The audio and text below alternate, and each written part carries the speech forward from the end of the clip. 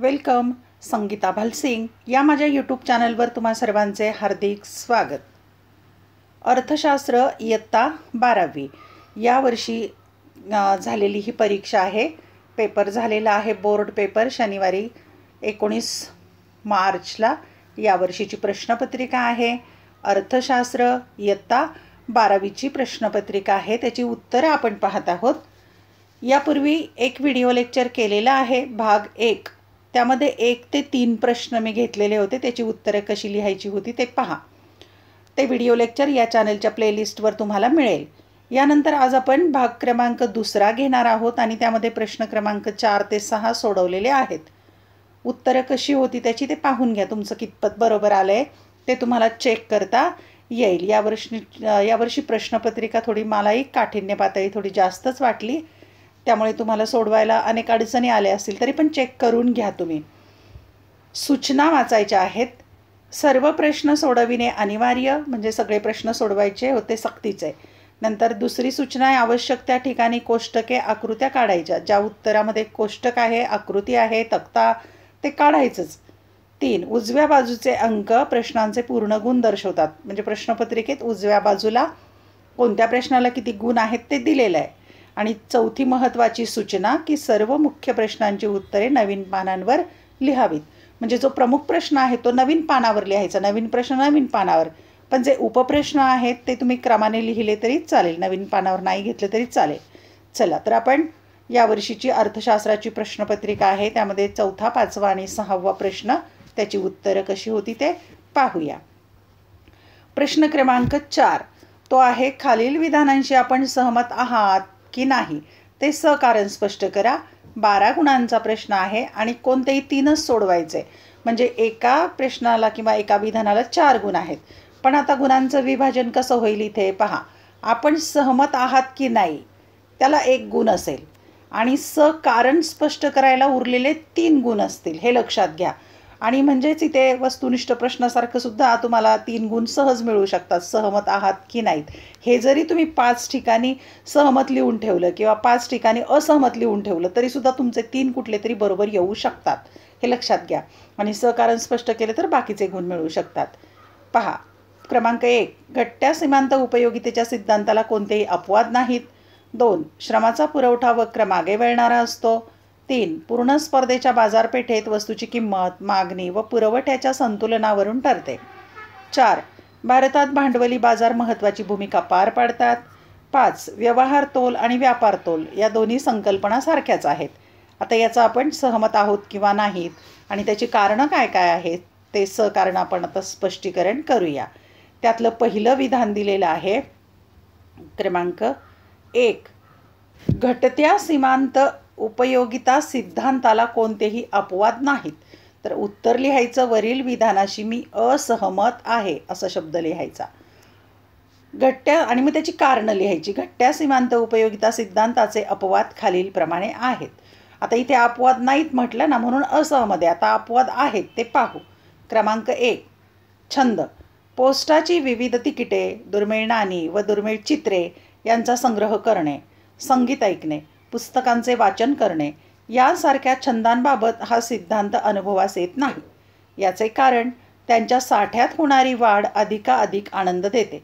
त्यामुळे सीमांत उपयोगिता वाढते. परंतु यात एकजिनसीपणा व सातत्य या गृहीतकांचे उल्लंघन झालेले आहे. दुसरा मुद्दा लिहूया आपण. दुसरा मुद्दा आहे कंजूष व्यक्ती. दुसरा मुद्दा, कंजूष उपभोक्त्याच्या बाबतीत प्राप्त होणाऱ्या प्रत्येक वाढीव नगापासून त्याला अधिकाधिक समाधान मिळते. कारण तो लोभी असतो, अविवेकी असतो. त्यामुळे पैशाच्या साठ्यात होणाऱ्या वाढीबरोबर पैशाची सीमांत उपयोगिता वाढते. परंतु यात विवेकशीलता या गृहीतकाचे उल्लंघन झालेले आहे. क्रमांक 3, व्यसन. व्यसनी व्यक्तींच्या बाबतीत असे आढळून येते की मद्याच्या प्रत्येक वाढीव नगाच्या उपभोगाबरोबर त्याची नशेची पातळी वाढत जाते. त्यामुळे मद्यपी व्यक्तीची सीमांत उपयोगिता वाढल्यासारखे वाटते. खरे तर हा आभास असतो.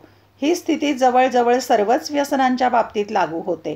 मात्र यात विवेकशीलता या गृहीतकाचे उल्लंघन झालेले आहे. 4, सत्ता. व्यक्तीला जसजशी सत्ता प्राप्त होते तसतशी सत्तेची लालसा वाढत जाते.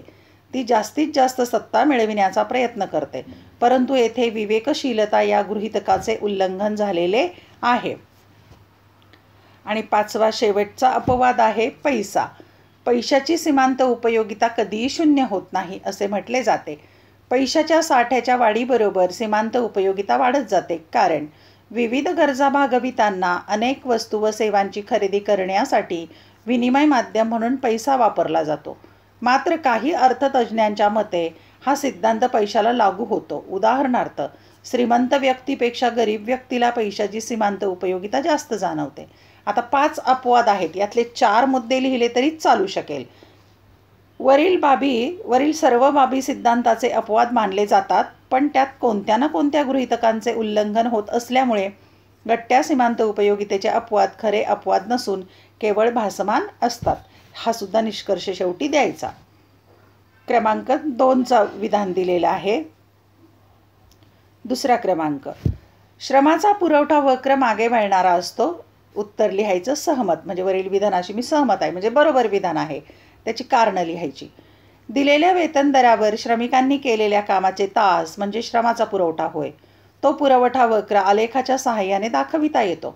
यामध्ये मजुरीचा दर वाढत असताना म्हणजे कामाचे तास वाढत असताना श्रमाचा पुरवठा वाढतो, त्यामुळे पुरवठा वक्र वर जातो. परंतु मजुरीचा दर पुढे वाढल्यास श्रमाचा पुरवठा म्हणजे कामाचे तास कमी होतो आणि श्रमाचा पुरवठा वक्र मागे वळतो. हा झाला मागे वळणारा पुरवठा वक्राचं स्पष्टीकरण. त्याचं आणखी कारण लिहूया.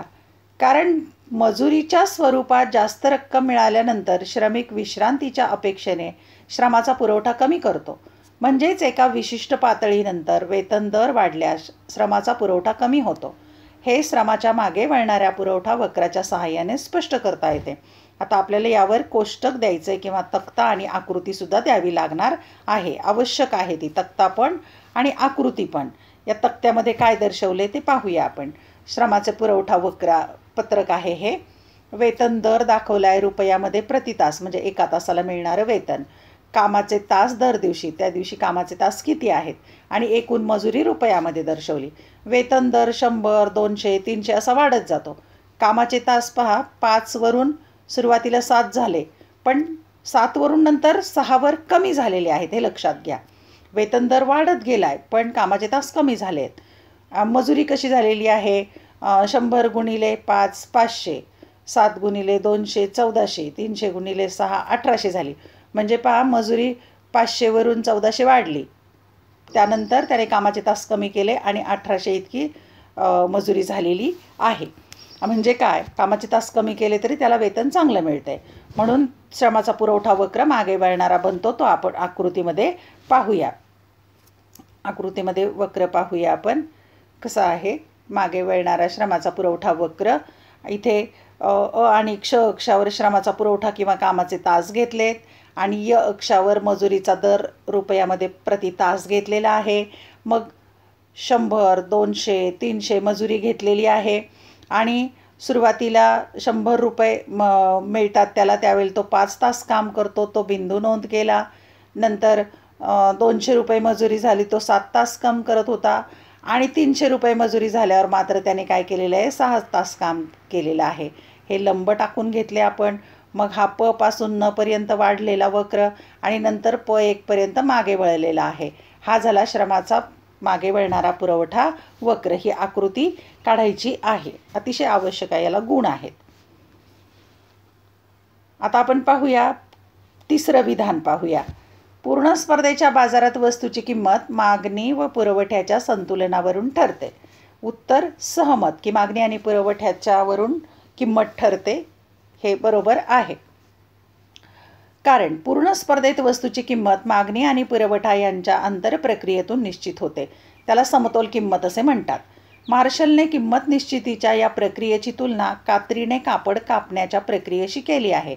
ज्याप्रमाणे कापड कापण्यासाठी कात्रीची दोन्ही पाती आवश्यक असतात, त्याप्रमाणे समतोल किंमत निश्चितीसाठी मागणी आणि पुरवठा हे दोन्ही घटक महत्त्वाचे असतात. हे खालील कोष्टकाच्या व आकृतीच्या सहाय्याने स्पष्ट केले. आता त्यासाठी कोष्टक पण द्यायचं आहे आणि आकृती पण देणं आवश्यक आहे. पहा, मागणी आणि पुरवठ्याचं कोष्टक घेतलं इथे. सफरचंदाची किंमत घेतलेली आहे 1 किलोची रुपयामध्ये. नंतर त्या किमतीला मागणी घेतलेली आहे किलोमध्ये. पुरवठा घेतलेला आहे किलोमध्ये आणि मागणी व पुरवठ्याचा संबंध घेतलेला आहे इथे. आता पहा, सफरचंदाची किंमत 100, 200, 300, 400, 500 वाढत जाते. मागणी 5000, 4000, 3000, 2000, 1000. पुरवठा 1000, 2000, 3000, 4000 आणि 5000. आता इथे पहा, मागणी आणि पुरवठ्याचा संबंध की 100 रुपये किंमत आहे, मागणी 5000 आहे, पुरवठा 1000 आहे. म्हणजे इथे मागणी जास्त आणि पुरवठा कमी. चिन्ह पहा, मागणी जास्त, पुरवठा कमी. नंतर किंमत 200 रुपये झाली, मागणी 4000, पुरवठा 2000. इथे पण मागणी जास्त, पुरवठा कमी. 300 रुपये किमतीला मात्र 3000 मागणी किलोची आहे, 3000 किलोचा पुरवठा. म्हणजे मागणी आणि पुरवठा इथे समान आहे. नंतर 400 रुपये किंमत आहे, 2000 मागणी आहे आणि 4000 पुरवठा आहे. आता इथे मागणी कमी झाली आणि पुरवठा जास्त झाला, ग्रेटर दॅन. आणि पुढे किंमत वाढत गेलेली आहे. 400 किंमत झाली, 2000 मागणी आहे किलोची, 4000 पुरवठा. इथे पण याच प्रकारे आहे. 500 किंमत झालेली आहे, 1000 किलोची मागणी आहे, 5000 किलोचा पुरवठा आहे. म्हणजेच इथे मागणी कमी आहे, पुरवठा जास्त आहे. म्हणजेच काय, मागणी आणि पुरवठ्याच्या संतुलनातून 300 रुपये ही किंमत निश्चित होते. आता हेच आकृतीमध्ये दर्शवलेलं आहे. पहा, आकृतीमध्ये मागणी आणि पुरवठ्याच्या संतुलनातून किंमत कशी निश्चित होते ते पाहू. वस्तूची मागणी आणि पुरवठा. इथे अ आणि क्ष अक्षावर मागणी व पुरवठा किलोग्रॅममध्ये घेतला. य अक्षावर किंमत घेतलेली आहे. 100, 200, 300, 400, 500 किंमत घेतली आहे. मागणी पुरवठा 1000, 2000, 3000, 4000, 5000 घेतला आहे. आणि हा 300 रुपये आणि 3000 मागणी पुरवठा हा स बिंदू निश्चित झाला. हे बिंदू त्या तक्त्याप्रमाणे जोडल्यास म हा मागणी वक्र आणि प पुरवठा वक्र दिसून येतो. स ही किंमत निश्चित होते. आले लक्षामध्ये. ही आकृती काढणं पण आवश्यक आहे. यानंतर चौथं विधान दिलेलं आहे सहमत असहमतसाठी.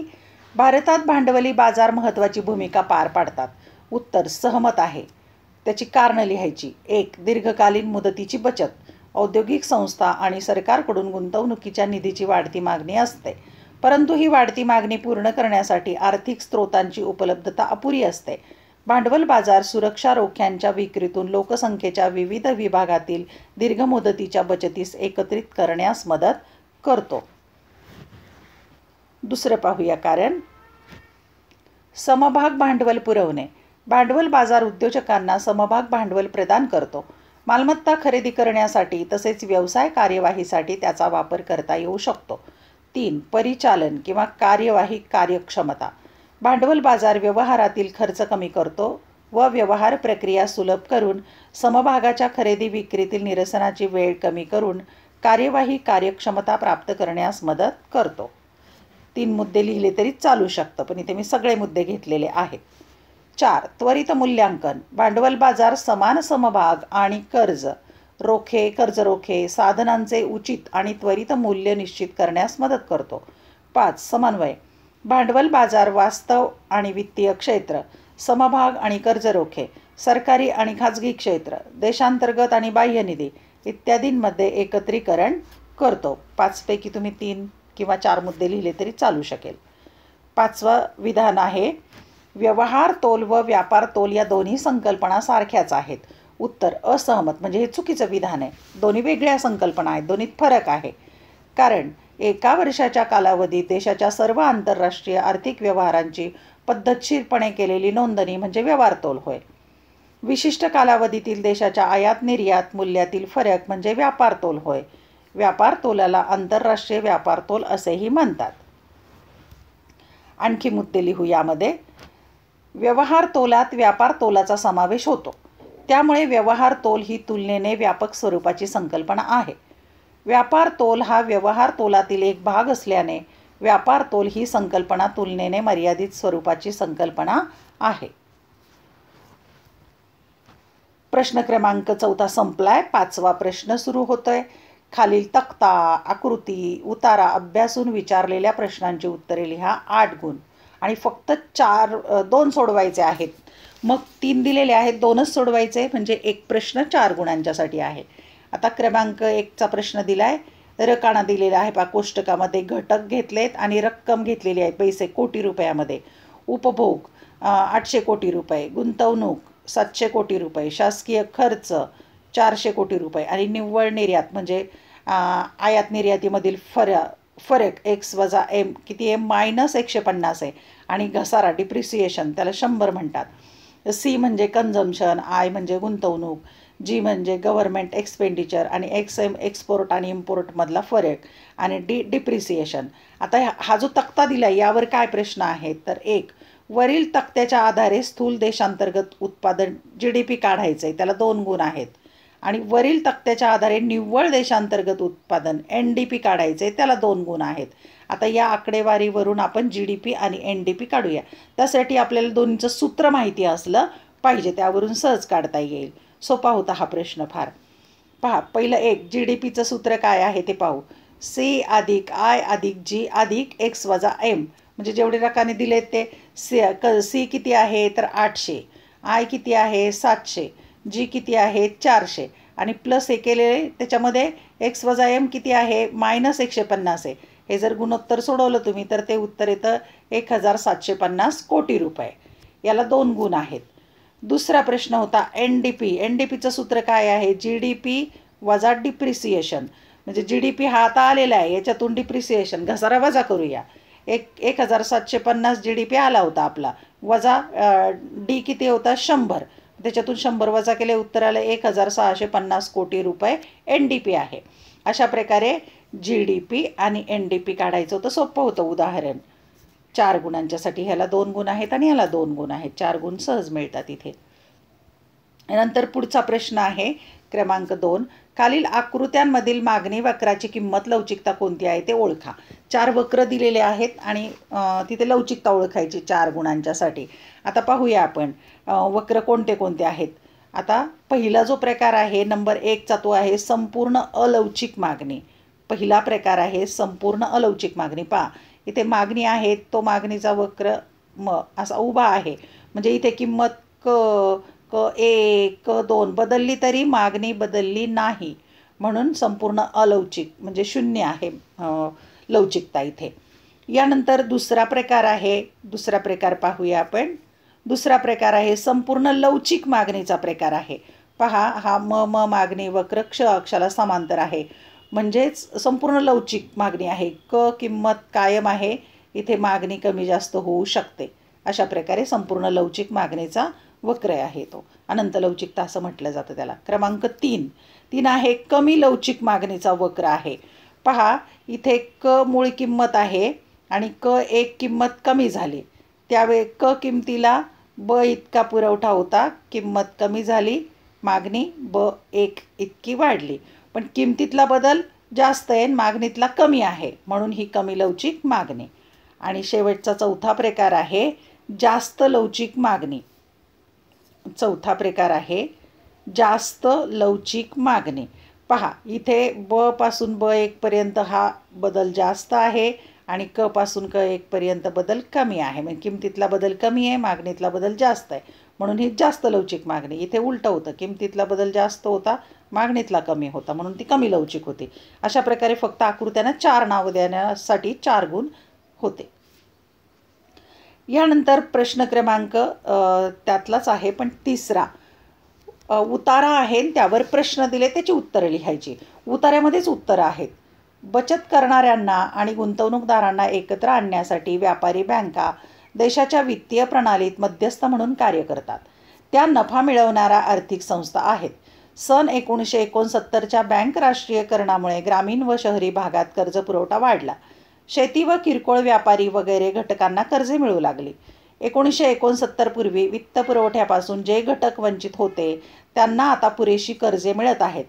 राष्ट्रीयकरणानंतर बँकांच्या शाखा विस्तार झाला. बँकांनी आपल्या कार्यात विविधता आणली आहे. व्यापारी बँका लोकांना विविध प्रकारच्या सेवा पुरवित आहेत. उदाहरणार्थ सुरक्षित ठेव कप्पा, डीमॅट सुविधा, इंटरनेट बँकिंग, मोबाईल बँकिंग इत्यादी. आता या परिच्छेदावर प्रश्न आहेत. क्रमांक 1, बँक राष्ट्रीयकरणाचे 2 फायदे सांगा, त्याला 1 गुण आहे. 2. बँका लोकांना पुरवित असलेल्या विविध सेवा लिहा, 1 गुण आहे. आणि तिसरा प्रश्न आहे वरील उतार्याविषयी आपले मत लिहा, त्याला 2 गुण आहेत. पाहूया आता, इथे उत्तरं यातच आहेत, बारकाईने वाचलं की सापडतात. क्रमांक 1 पहिलं पाहूया आपण उत्तर. बँक राष्ट्रीयकरणाचे फायदे. पहिला फायदा काय झाला तर शहरी व ग्रामीण भागात कर्जपुरवठा वाढला. आणि दुसरा फायदा झाला शेती व किरकोळ व्यापारी वगैरे घटकांना कर्ज मिळू लागले. इथे 1 गुण मिळेल. नंतर 2 बँकेच्या सेवा कोणकोणत्या आहेत दिले शेवटच्याच ओळीत आहे. सुरक्षित ठेव, कप्पा, डीमॅट सुविधा, इंटरनेट बँकिंग, मोबाईल बँकिंग, याला 1 गुण मिळेल. आणि हा तिसरा प्रश्न आहे स्वमत. हे तुमचं मत लिहायचं आहे 2 गुणांच्यासाठी. आता स्वमत लिहिताना या परिच्छेदाचाच आधार घ्यायचा. काय लिहिता येईल तर पूर्वी बँका खाजगी पद्धतीने काम करत होत्या, पण 1969मध्ये बँकेचं राष्ट्रीयकरण झालं. त्यानंतर देशाच्या अर्थव्यवस्थेत बँक प्रणाली किंवा वित्तीय प्रणाली एक मध्यस्थ म्हणून काम करतं. व्यापारी बँकेचं काम आहे नफा मिळवणं, नफ्यासाठी ते काम करतात. पण राष्ट्रीयकरण झाल्यानंतर मात्र शहरातच नव्हे तर ग्रामीण भागात देखील कर्जपुरवठा वाढला. शेती आणि किरकोळ व्यापारी किंवा सर्वांना कर्ज मिळू लागली. देशाच्या आर्थिक विकासात त्यांची गुंतवणूक वाढू लागली. म्हणजे विकासाला हातभार लागलेला आहे. आणि ज्यांना पूर्वी कर्ज मिळत नव्हतं त्यांनाही कर्ज मिळू लागलेलं आहे. कारण खाजगी बँका फक्त श्रीमंत व्यक्तीला कर्ज देत असत, गोरगरिबांना कर्ज नव्हते देत. पण बँक राष्ट्रीयकरण झाल्याचा फायदा असा झाला की गरिबांना देखील कर्ज मिळायला लागलं. मग बँकेने आपापल्या कार्याचा विस्तार केला. खूप बँकांच्या शाखा वाढवल्या, वेगवेगळी कामं करू लागल्या, वेगवेगळ्या सेवा देऊ लागल्या. की मग लॉकर निर्माण करणं किंवा सुरक्षित ठेव, कप्पा, डीमॅटच्या सुविधा, इंटरनेट बँकिंगच्या सुविधा, मोबाईल बँकिंगच्या सुविधा. एवढंच नाही तर व्यापारी बँका मग प्राथमिक कार्य, दुय्यम कार्य, अनुषंगिक कार्य करू लागलेले आहेत. असं तुमचं तुम्ही स्वमत लिहायचं. हे या परिच्छेदाचा आधार घेऊनच लिहायचं आहे.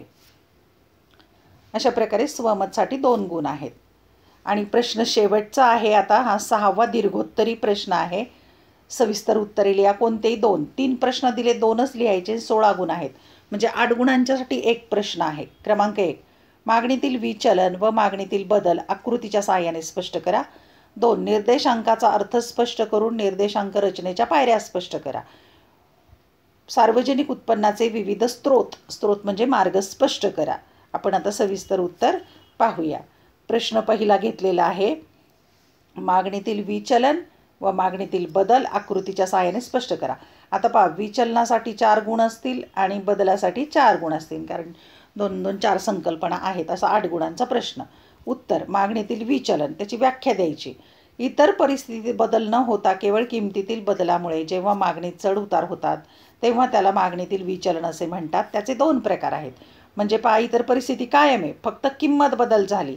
त्याचे 2 प्रकार आहेत. त्यातला पहिला प्रकार आहे मागणीतील विस्तार किंवा प्रसरण. हा मागणीचा नियमच आहे. इतर परिस्थितीत जसे आवड निवड, उपभोक्त्याचे उत्पन्न, लोकसंख्येचे आकारमान इत्यादीमध्ये कोणताही बदल न होता फक्त किंमत कमी झाल्याने मागणीत वाढ होते, तेव्हा त्यास मागणीतील विस्तार असे म्हणतात. मागणी वक्र ही त्याच दिशेने मागणी वक्रावर खालच्या दिशेने सरकतो आणि हे आकृतीच्या सहाय्याने स्पष्ट केलेलं आहे. मग ती आकृती पण काढायची आहे. अतिशय महत्त्वाची आकृती पाहिजेच. मागणीतील विस्तार पहा, इथे मागणी नगसंख्या अ आणि क्ष अक्षावर घेतली आहे. य अक्षावर किंमत घेतलेली आहे.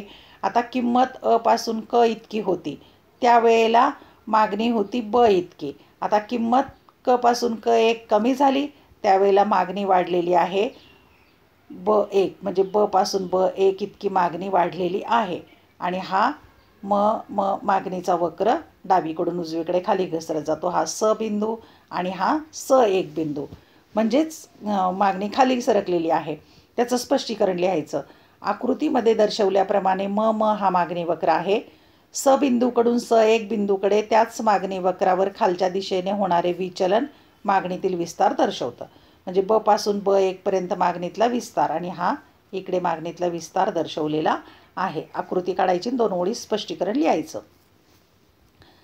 यानंतर मागणीतील संकोच किंवा आकुंचन. इतर परिस्थितीत जसे आवड निवड, उपभोक्त्याचे उत्पन्न, लोकसंख्येचे आकारमान इत्यादीमध्ये कोणताही बदल न होता फक्त किमतीत वाढ झाल्याने मागणीत घट होते, तेव्हा त्यास मागणीतील संकोच असे म्हणतात. मागणी ही त्याच मागणी वक्रावर वरच्या दिशेने जाते. हे आकृतीच्या सहाय्याने स्पष्ट केलं आहे. मागणीतला संकोच आता आपण पाहूया. आकृतीमध्ये दिसेल आपल्याला मागणीतील संकोच किंवा आकुंचन. क्ष अक्षावर मागणी नगसंख्या, य अक्षावर किंमत घेतली आहे. आता पहा, अ पासून क इतकी मूळ किंमत आहे, त्यावेळेला मागणी आहे ब इतकी. आता किंमत वाढली, क 2 झाली, तर लगेच इकडे मागणी कमी झालेली आहे. ब पासून ब2 पर्यंत मागणी कमी झालेली आहे. आणि हे बिंदू जर जोडले तर म हा मागणी वक्र तयार होतो. स बिंदूपासून स2 बिंदूकडे मागणी कमी होते, म्हणजे संकोच होतो, आकुंचन होतो. या आकृतीचं स्पष्टीकरण करायचं. आकृतीमध्ये दर्शवल्याप्रमाणे म हा मागणी वक्र आहे. स बिंदूकडून स2 बिंदूकडे त्याच मागणी वक्रावर वरच्या दिशेने जाणारे हे विचलन मागणीतील संकोच किंवा आकुंचन दर्शवते. आता हे झालं विचलन. आता दुसरा त्यातला उपघटक काय? मागणीतील बदल. किंमत स्थिर असते आणि इतर घटकातील बदलाचा परिणाम म्हणून जेव्हा वस्तूची मागणी वाढते किंवा कमी होते त्याला मागणीतील बदल असे म्हणतात. त्याचे 2 प्रकार. आता इथे किंमत कायम आहे, फक्त इतर घटक अनुकूल किंवा प्रतिकूल होतात. त्यातलं पहिलं आहे मागणीतील वृद्धी किंवा वाढ. इतर परिस्थितीमध्ये जसे उपभोक्त्यांच्या आवडीनिवडी, उपभोक्त्यांचे उत्पन्न, नैसर्गिक परिस्थिती इत्यादीमध्ये अनुकूल बदल होतो. वृद्धी होते तेव्हा अनुकूल बदल होतो आणि किंमत स्थिर असल्याने मागणीत वाढ होते तेव्हा त्यास मागणीतील वृद्धी असे म्हणतात. मागणी वक्र हा मूळ मागणी वक्राच्या उजवीकडे स्थानांतरित होतो. मागणी वक्र उजवीकडे जातो, ते आकृतीच्या सहाय्याने स्पष्ट केलं आहे. आता आकृतीमध्ये पाहूया उजव्या बाजूकडे कसा वक्र स्थानांतरित झाला आहे. आता पहा मागणीतील वृद्धी. मागणी नगसंख्या क्ष अक्षावर, किंमत य अक्षावर घेतली आहे. आता पहा किंमत आहे क कायम आहे, ती बदलत नाही. किंमत कायम आहे, किंमत कायम आहे. आणि म हा मूळ मागणीचा वक्र आहे, त्यावेळेला मागणी ब होती. आता काय झालं आहे, किंमत नाही बदलली पण इतर परिस्थिती अनुकूल झाल्यामुळे मागणी वक्र इथे तुटक रेषेने दाखवलं इकडे स्थानांतरित झाला आहे. म1 आणि त्यावेळेला मागणी ब1 झाली, म्हणजे ब पासून ब1 पर्यंत मागणी वाढलेली आहे. त्याला मागणीतील वृद्धी म्हणतात. किंमत बदललेली नाही. आकृतीमध्ये दर्शवल्याप्रमाणे म हा मूळ मागणी वक्र आहे. वरून म1 पर्यंत स्थानांतरित झालेला म1 हा मागणी वक्र मागणीमध्ये झालेली वृद्धी दर्शवतो. म्हणजे वरून म1 असा इकडे वक्र उजव्या बाजूला आलेला आहे. तो झाला मागणीतील वृद्धीचा वक्र. आता मागणीतील वृद्धी झाली, नंतर दुसरा मागणीतील ऱ्हास किंवा घट. इतर परिस्थितीमध्ये जसे उपभोक्त्यांच्या आवडीनिवडी, उपभोक्त्यांचे उत्पन्न, नैसर्गिक परिस्थिती इत्यादीमध्ये प्रतिकूल बदल होतोय आणि किंमत स्थिर असल्याने मागणीत घट होते. किंमत कायम आहे पण प्रतिकूल बदल झाला इतर घटकात म्हणून मागणीत घट होते, तेव्हा त्यास मागणीतील ऱ्हास असे म्हणतात. मागणी वक्र हा मूळ मागणी वक्राच्या डावीकडे स्थानांतरित होतो. आकृतीच्या सहाय्याने ते स्पष्ट केले. आता डाव्या बाजूला वक्र येणार आहे कारण तो ऱ्हास दर्शवतो म्हणून. पाहूया मागणीतील ऱ्हास. क्ष अक्षावर मागणीची नगसंख्या, य अक्षावर किंमत घेतलेली आहे. क ही किंमत कायम आहे. इथे पहा क किंमत कायम आहे. सुरुवातीला म हा मागणी वक्र आहे, त्यावेळेला ब इतकी मागणी आहे. म हा मागणी वक्र. आता काय झाले, किंमत कायम आहे पण इतर परिस्थिती प्रतिकूल झाली म्हणून मागणी वक्र डाव्या बाजूला आला. हा तुटक रेषेने म2 दाखवले नाव त्याचं आणि लंब टाकला आपल्याला तर ब2 हा बिंदू मिळतो, म्हणजे मागणी कमी झाली. ब पासून ब2 ही मागणी इकडे डाव्या बाजूला कमी झाली. हा झाला मागणीतील ऱ्हास किंवा घट. आकृतीमध्ये दर्शवल्याप्रमाणे म हा मूळ मागणी वक्र आहे. म2 वरून म2 पर्यंत स्थानांतरित झालेला म हा मागणी वक्र मागणीमध्ये झालेला ऱ्हास दर्शवतो. इथे मागणीतील ऱ्हास किंवा घट दिसून येते. आता प्रश्न दुसरा आहे दीर्घोत्तरी. निर्देशांकाचा अर्थ स्पष्ट करून निर्देशांक रचनेच्या पायऱ्या स्पष्ट करा. आता पहा इथे 2 भाग पडतात. इथे निर्देशांकाचा अर्थ स्पष्ट करायला 4 गुण आणि त्याच्या पायऱ्या स्पष्ट करायला 4 गुण. आता पायऱ्या जास्त असल्या तरी तुम्ही 4 ते 5 मुद्दे लिहिले तरी चालू शकेल. उत्तर.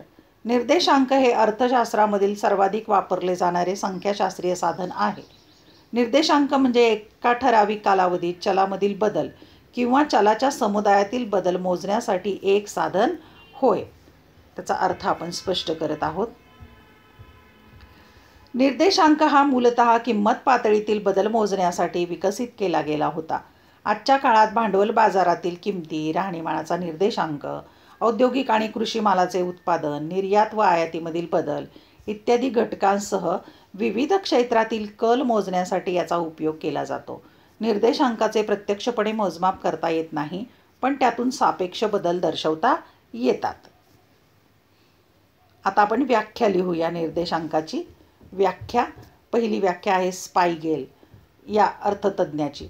भौगोलिक स्थान, वेळ या संदर्भात किंवा इतर वैशिष्ट्ये म्हणजे उत्पन्न, व्यवसाय इत्यादींच्या सापेक्ष बदलासाठी किंवा बदलाचे प्रमाण दाखवण्यासाठी वापरलेले सांख्यिकीय साधन म्हणजे निर्देशांक होय. 2. क्रॉक्स्टन आणि कावडन यांची व्याख्या. निर्देशांक ही संख्यांची अशी शृंखला आहे की जिच्या आधारे काल व स्थान पदमालेतील बदलांचे मापन करता येते. आपण एवढा अर्थ स्पष्ट केला. आता आपण निर्देशांक रचनेच्या पायऱ्या अभ्यासणार आहोत. निर्देशांक रचनेच्या पायऱ्यांचा समावेश होतो. 1. किंमत निर्देशांकाचा हेतू. निर्देशांक तयार करण्यासाठी असणारा बाह्य भाग, त्याची व्याप्ती तसेच कोणता बदल मोजायचा आहे याचा स्पष्ट फलदायी निर्णय घेतला पाहिजे. 2. मूळ वर्षाची निवड. मूळ वर्षाला संदर्भ वर्ष असेही म्हणतात. हे असे वर्ष आहे ज्यात तुलना केली जाते. मूळ वर्ष हे सर्वसाधारण वर्ष असावे, जसे ते वर्ष नैसर्गिक आपत्ती, युद्धजन्य परिस्थिती, आणीबाणी इत्यादींनी मुक्त असावे. मूळ वर्ष अतिशय मागचे नसावे. तिसरी पायरी आहे वस्तूंची निवड. निर्देशांकाच्या रचनेमध्ये निवड केलेल्या वस्तूंचा नमुना निवडणे आवश्यक आहे. उदाहरणार्थ, किंमत निर्देशांकाच्या निर्मितीमध्ये प्रत्येक वस्तूचा समावेश करणे अशक्य आहे. निवडल्या जाणाऱ्या वस्तूंनी लोकांच्या अभिरुची, सवयी आणि चालीरीतींचे प्रतिनिधित्व केले पाहिजे. याशिवाय चांगले परिणाम देण्यासाठी केवळ प्रमाणित वस्तूंचा समावेश केला पाहिजे. 4. वस्तूंच्या किमतीची निवड. निवडलेल्या वस्तूंच्या किमती एकाच बाजारात दुकान परत्वे व स्थान परत्वे बदलण्याची शक्यता असते. म्हणूनच किमतीचे दरपत्रक निःपक्षपातीपणे चांगल्या दुकानातून मिळवणे योग्य असते. अचूकता राखण्यासाठी प्रातिनिधिक स्थळे व व्यक्तींची निवड करणे गरजेचे असते. 6. योग्य सरासरीची निवड. 5. योग्य सरासरीची निवड. निर्देशांकाची रचना तयार करण्यासाठी अंकगणितीय मध्याचा वापर केला जातो, कारण तुलनात्मकदृष्ट्या त्यांची गणना करणे सोपे असते. 6वी अवस्था किंवा पायरी आहे योग्य भाराची निवड. निर्देशांकाच्या निर्मितीत वेगवेगळ्या वस्तूंच्या भारांना विशेष महत्त्व असते. भारांश हे 2 प्रकारचे असतात. संख्यात्मक भार, क्यू म्हणतात त्याला, मूल्यभार, P/Q. सर्व वस्तूंना समान महत्त्व नसल्यामुळे विशिष्ट भाराने अधिक चांगले परिणाम मिळू शकतात. 7. योग्य सूत्रांची निवड. निर्देशांकाची रचना करण्यासाठी अनेक सूत्रांचा वापर केला जातो. त्यापैकी योग्य सूत्राची निवड केली जाते. योग्य सूत्रांची निवड ही निर्देशांकाचा हेतू आणि आकडेवारीची उपलब्धता यांच्यावर अवलंबून असते.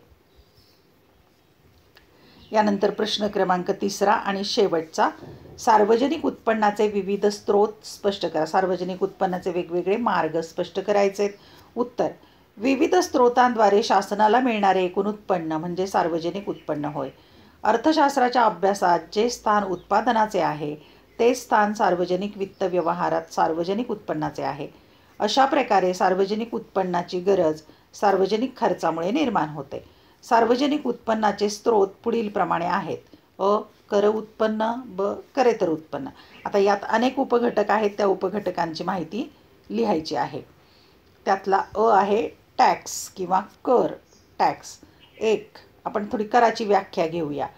प्राध्यापक टॉसिंग यांच्या मते शासनाकडून लागू केलेले इतर आकार आणि कर यामधील फरकाचा मुख्य गाभा असा की करदाता आणि शासन यांच्यात थेट लाभाचा व परताव्याचा अभाव असतो. कराचे प्रकार. अप्रत्यक्ष कर. हा कर करदात्याच्या उत्पन्न आणि संपत्तीवर दिला जातो. ज्या व्यक्तीवर हा कर लागू होतो त्याच व्यक्तीवर कराचा भार पडतो. करदात्याला कराचा भार इतरांवर हस्तांतरित करता येत नाही. त्यामुळे प्रत्यक्ष कराचा कराघात व करभार एकाच व्यक्तीवर पडतो. उदाहरणार्थ वैयक्तिक उत्पन्न कर, संपत्ती कर इत्यादी. दुसरा प्रकार आहे कराचा अप्रत्यक्ष कर. हा कर वस्तू व सेवांवर लागू केला जातो. एखाद्या वस्तू किंवा सेवेच्या उत्पादन किंवा खरेदी विक्रीच्या वेळी हा कर दिला जातो. अप्रत्यक्ष कराचा भार करदात्याकडून इतर व्यक्ती किंवा व्यक्तींना हस्तांतरित केला जाऊ शकतो. म्हणून कराघात आणि करभार निरनिराळ्या घटकांवर पडतो. उदाहरणार्थ, भारतात नव्याने लागू केलेला जवळजवळ सर्व अप्रत्यक्ष करांऐवजी वस्तू व सेवा कर म्हणजे GST, कस्टम ड्युटी होय. हा अप्रत्यक्ष कर आहे. आता ब प्रकार पाहूया आपण. करांच्या व्यतिरिक्त जे काही उत्पन्नाचे मार्ग आहेत ते पाहूया. ब. करेतर उत्पन्नाचे मार्ग. प्रशासन, व्यापारी उपक्रम, देणग्या आणि अनुदाने इत्यादींद्वारे मिळालेल्या सार्वजनिक उत्पन्नाला करेतर उत्पन्न असे म्हणतात. हे स्त्रोत करापेक्षा भिन्न आहेत. ते कोणकोणते आहेत तर पहिला शुल्क म्हणजे फीज. कर कोणत्याही मोबदल्याविना सक्तीने द्यावा लागतो. तर शुल्क हे शासनाने पुरवलेल्या सेवेबद्दल दिले जाते. उदाहरणार्थ शैक्षणिक शुल्क, नोंदणी शुल्क इत्यादी. 2. सार्वजनिक वस्तू व सेवांच्या किमती. आधुनिक शासन आपल्या नागरिकांना विविध वस्तू व सेवांची विक्री करते.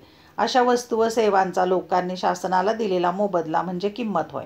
उदाहरणार्थ रेल्वे भाडे, टपाल सेवा इत्यादी. 3. विशेष अधिभार.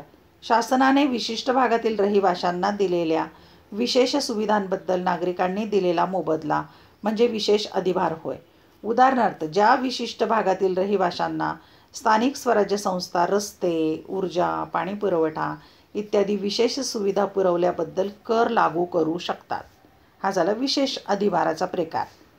क्रमांक 4. दंड व दंडात्मक रकमा. देशातील कायदे व नियम मोडणाऱ्या लोकांवर शासन दंड आकारते. हा दंड आकारण्याचे उद्दिष्ट उत्पन्न कमविणे नसून लोकांना शासनाचे नियम तोडण्यापासून परावृत्त करणे हे आहे. उदाहरणार्थ वाहतुकीचे नियम मोडल्याबद्दल होणारा दंड. 5. भेटी, अनुदाने व देणग्या.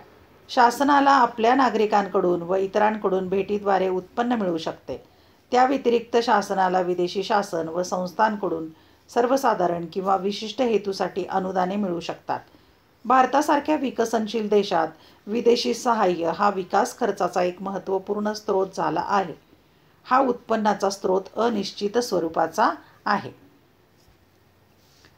6.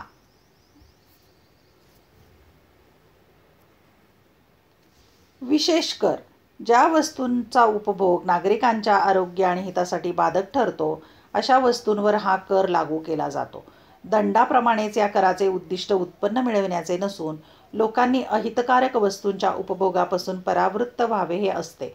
उदाहरणार्थ मद्य, अफू आणि इतर अंमली पदार्थावरील कर इत्यादी.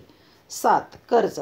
शासनाला लोकांकडून ठेवी, कर्ज रोखे इत्यादी माध्यमातून कर्ज घेता येते. याशिवाय विदेशी शासन आणि आंतरराष्ट्रीय नाणेनिधी, जागतिक बँक इत्यादी संस्थांतून कर्ज मिळू शकते. आधुनिक काळात कर्ज हा शासनाचा अधिकाधिक उत्पन्नाचा स्रोत बनत आहे. अशा प्रकारे 4, 5, 6 या प्रश्नांची उत्तरं आपण या व्हिडिओ लेक्चरमध्ये घेतलेली आहेत. पहिलं व्हिडिओ लेक्चर जे आहे भाग 1 म्हणून केलेलं 1 ते 3 प्रश्नांची उत्तरं या चॅनलच्या प्लेलिस्टवर जाऊन व्हिडिओ तुम्ही पाहू शकता. धन्यवाद. व्हिडिओ लेक्चर आवडल्यास चॅनल सबस्क्राईब करा, बेल आयकॉन प्रेस करा म्हणजे तुम्हाला नोटिफिकेशन मिळेल मी व्हिडिओ पोस्ट केल्यावर. आणि आवडलेल्या व्हिडिओच्या लिंक आपल्या मित्रमैत्रिणींना जरूर पाठवा. अभ्यासासाठी शुभेच्छा.